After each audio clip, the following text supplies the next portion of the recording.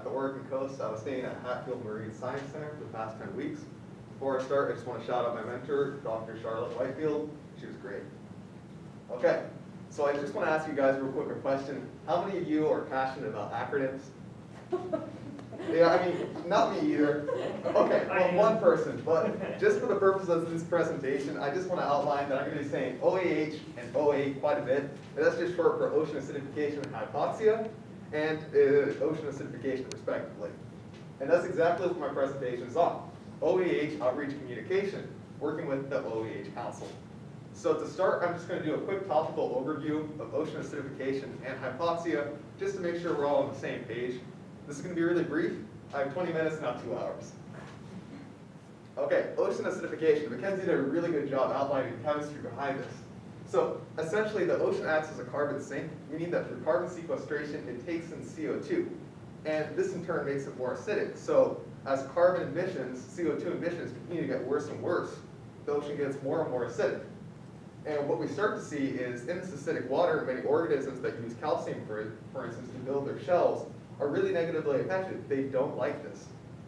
So oyster farmers, in fact, along the Oregon coast were some of the first non-scientist groups to really notice the effects of ocean acidification, because large swaths of their oysters were just dying off or not even propagating in the first place.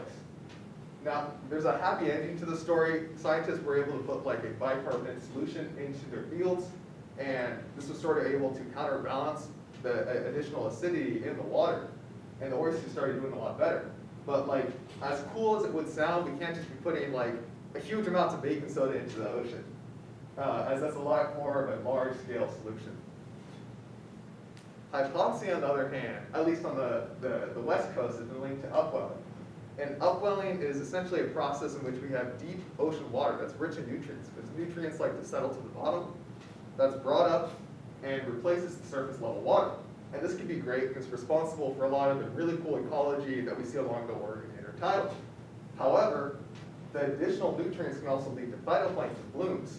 And as you can see in the diagram here, we have these large phytoplankton blooms, and as they start to decay, other organisms eat this decaying matter, and they start to use up a lot of oxygen. So if we have lots of nutrients, lots of phytoplankton blooms, we start to see less oxygen or hypoxic areas. These hypoxic zones can lead to spots where we have mass dead zones of like fish, crabs, and other organisms dying or just moving to another spot. And furthermore, I just want to outline hypoxia is natural. It's not something that's like crazy new, but the reason why this is such a big issue is we're starting to see it more and more often where we have sort of a hypoxia season. Cool, and this brings us to our heroes of the story, the OAH Council. So the Senate and the bill released a bill, 1039, which basically helped enact the OAH Council. They've been around for 3 years now. And they're made up with a bunch of different people from a variety of different positions, representing both industry and academic positions. And they basically work to promote knowledge and resources about ocean acidification and hypoxia. And they have 5 major goals. These all range from trying to advance the overall science behind OAH to trying to explore solutions such as reducing our carbon footprint. But for the purpose of my presentation, I really want to look at action number 4, which is sharing this OAH science and solutions. And I did this through 3 major steps, or 3 major goals. One was to improve the current access to online outreach materials. The second was to improve or create new materials, both online and in person. And the third was to target the Spanish-speaking community in Oregon. Furthermore, I'm just going to outline real quick the major projects that I did. I made 2 new handouts for the council talking about hypoxia. I translated some of the previously available OAH materials into Spanish. And then I also added a new resources section, an educational resources section to the website, and just updated and streamlined certain sections of it. And finally, I helped implement a survey that's going to be used to target the Spanish-speaking community of Oregon. Okay, so let's talk about OAH handouts. And the OAH Council takes a bunch of 2-page handouts that talks about OAH science. They have nice little graphics, and they really sum up, like in simple words, and outline why these issues are important. And these ended up being a lot harder to make than I expected. And that's because there was like a lot of steps that went into this. So the beginning of my internship had a lot of focus on research and just learning about OAH science and solutions myself. And once I got to a point where I really felt comfortable, like knowing the science and where I was comfortable enough to be able to share it, that's when I started looking into different science communication materials. So as Chantal mentioned in her presentation, she used a compass box, and that's what I use as well. As you can see right here, it talks about, this is an example of one that I used to look at how hypoxia affects the Dungeness crab industry. And it really is good for outlining like why you want to share what's important and why people should care about a specific issue. Furthermore, there's not really a lot of space. So it really forces me to simplify and put down like the most important aspects of what I'm trying to share. I also did a lot of work with Adobe InDesign, Adobe Illustrator, a lot of other Adobe apps. I should probably get a graphic design major, but I was relatively new to this overall. So let's start with the general science handout. And this one's really important because it looks at hypoxia specifically. And while there's a lot of resources out about ocean acidification, and hypoxia, there's not as many for hypoxia specific. So that's why we decided to make this handout. And this handout's targeted towards the general public, being people both in industry positions and also just concerned citizens. And this pamphlet really just looks at the overall impacts of hypoxia and the causes. The second handout I worked on was one looking at the economic impacts of hypoxia. And this one's important because it looks at hypoxia from an economic angle. So like I mentioned before, there's not a crazy amount of resources in this sort of style about hypoxia. So that means there's even less about the economic impacts of hypoxia. And so the audience, or who I was trying to target with this one, was commercial fishermen and crabbers. And this handout really looked at how the Dungeness crab industry specifically would be directly impacted by hypoxia, in which we'd have lots of crabs dying during hypoxia season, or crabs just moving to a different spot. So that meant if you wanted to find crabs in the first place, it'd be harder to find them. So with all that in mind, it's great to have these resources out there, but it's also really important to translate them as well. And unfortunately, we can't be just using Google Translate and just plugging it in through a machine, because having a direct translation isn't always the greatest thing. For instance, I remember talking to my girlfriend a while back. She grew up in Mexico, speaks Mexican Spanish fluently. And I was telling her about a Chilean dish called pastel de choclo, and it's one of my favorite foods. And her interpretation was pastel being the Mexican word for cake, and choclo sounding like chocolate. However, pastel de choclo in Chilean Spanish, choclo is slang for corn, and really it's just cream corn. And that isn't to say I'm going to be talking too much about culinary dishes in my presentation, but rather there are small, minute differences and cultural differences within the language are really important to account for when doing human translations. So translation is really important, especially since the Hispanic population of Oregon makes up around 12% of the population, according to a 2016 Pew Research study. Furthermore, the OAH Council didn't really have a lot of resources available in Spanish. And since Spanish speakers make up such a huge component of the aquaculture and seafood industry, this was really vital to have these resources out there for them. So the first handout I looked at was the 2019 OAA Action Plan Executive Summary. And this one's really important because it really just outlines what the OAH Council does and why they're important. And you can see in these really cool little colorful boxes, it has each of those 5 goals that I outlined before, but it goes into specific examples, and that's why we kind of chose to share this one, just because it really talks about what the OAH Council is and what they do. And one thing I wanted to note is Spanish, it's kind of weird, I mean for a lot of reasons, but it can be kind of wordy sometimes, and it can also be really efficient, but like for no particular reason. And so there are times where I had to crop, or edit, or remove, or just change the fonts just to make sure it fit within the same style, because I didn't want to make it look too different. The second handout I worked on was the Take Action handout, and this one really puts sort of like the you emphasis on these sort of issues. So you can see we have the same colored boxes as before. However, what it talks about instead is it talks about the council's main goals and what you, as the reader, can do to help achieve these goals. So maybe volunteer some time with research crews, or maybe attending webinars, and hopefully at some point in-person seminars, and maybe just contacting local representatives in your government, but really encourage the reader to take action against OAH themselves.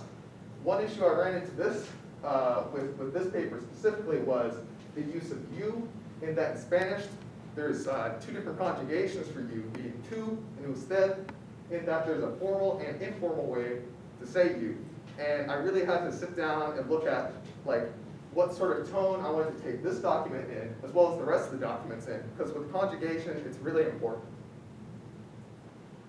So before we get off this translation bandwagon, I just want to talk about the OA Alliance. And they're a group that brings together a bunch of different like organizations and governments from around the world, just really with the idea of raising awareness about ocean acidification specifically, and combating ocean acidification on a global scale. In fact, their motto, I really like it, is think globally, act locally. And that really puts it into perspective that this is a global issue, but we should really take it on a small scale. And I was able to sit in on a bunch of their meetings throughout the summer. That was really cool, including one with the Ministry of Foreign Affairs in Chile, which was also really cool. So with that in mind, it really put into perspective what the audience was for their handout that they wanted me to translate for them. So this is their Ocean Acidification Alliance handout. And it really just sums up what the ocean acidification, the OA Alliance does, what previous members have done, and encourages like the reader to join the alliance and what they can do by joining these other governments. And so when talking to some of the people in the OA Alliance, they said that this would be going down to people in South America, specifically potentially Chilean government members. So I made sure to really pass this through one of my cousins in Chile, just to make sure it sounded right, both like tonally and with the language there. And for the most part, he said it was good. Of course, he has some really great edits, but one thing he caught was when I said carbon sequestration, he said, well, around here you don't really want to use the word sequester in Spanish, sequestrar, because that literally means to kidnap. Okay, so now we're getting on to online communications. I think it's important to note that my whole internship was online, so this kind of hit close to home. So in 2018, in their legislative report, the OAH Council identified the need to create like an online educational resources catalog. And I don't know who the oracle was on the OAH Council, but due to COVID, there really is a push for more online resources at the moment. And in the past, there weren't really any resources available about OAH as a group in one single location.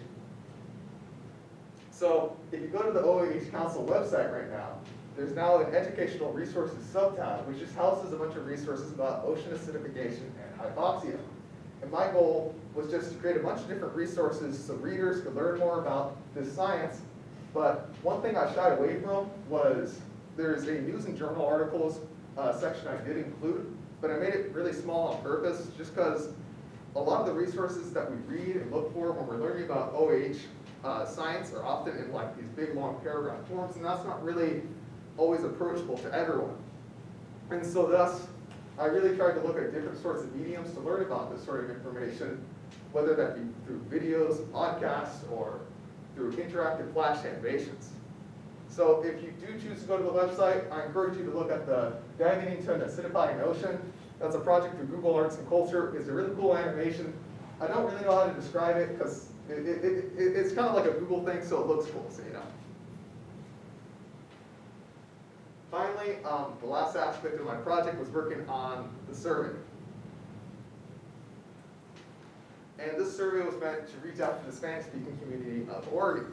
So to begin, I really looked into Latinx Hispanic organizations in Oregon to partner with. Furthermore, I also looked at previous studies from the OAH Council and the Oregon Global Warming Commission just for ideas of how they'd implement this survey, whether that be seeing how they did questions in the past or how they just overall structured the survey. Because one important thing to note is you don't want to make the survey too long. You really want to make sure the questions that you're asking are really important because you don't want to lose the interest of the people who are doing the survey and just have a half-completed survey. And so the purpose of this survey was to target the Spanish-speaking community of Oregon and receive feedback as to how to improve overall outreach efforts. So questions can range anywhere from how readers prefer to receive their information, like if they learn about ocean science, is that usually through word of mouth? Is that through social media or through the TV? And furthermore, how outreach efforts can be made to improve. Like is the issue that there aren't a lot of materials available in Spanish, or is there some other sort of cultural barrier that's in place?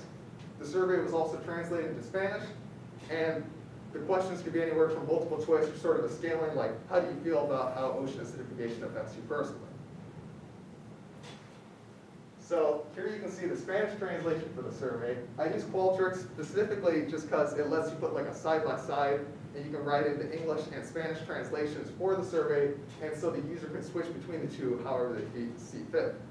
It also shows the mobile and the desktop versions, which is nice because there were a couple of instances where I had to alter the fonts, so it didn't look too like skewed or wonky on a specific device. And then here's the English translation. It's the same deal, I promise, but as you can see here, it's easy to flip between the two. So at the moment, the survey is live. We're making a couple more tweaks to it, but we hope to have results in the coming weeks.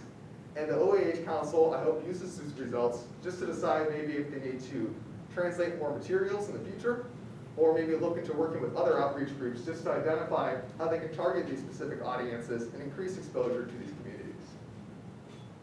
Thank you.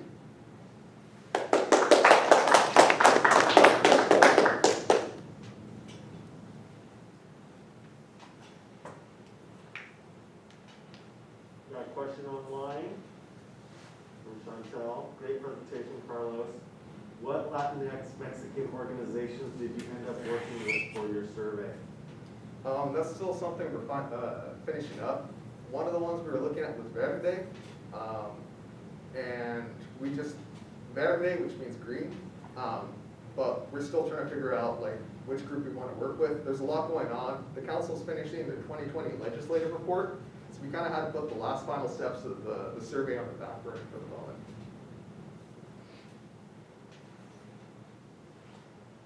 Oh, yeah. So was the translation part of your internship like part of what you were originally going to do, or did that come in later once they learned you were moving to? Well, so originally I was going to be working with the aquarium doing sort of like ocean acidification outreach. And on my application, I mentioned that like I knew some Spanish just because I figured if there were anyone who was coming to the aquarium, who spoke Spanish, like I'd be able to communicate with them.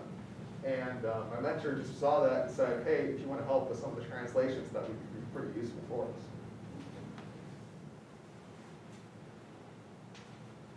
So the OA Alliance, like you said, is a big international organization. So they really didn't have anything translated into Yeah, apparently all they had translated was just like a little note card into Spanish. That is to say, however, that a lot of the people within these government positions do speak English, like the Ministry of Foreign Affairs official, her English was perfect, but I think it's just more of like the message it sends, especially when you're trying to get like people from different communities to feel comfortable and really join.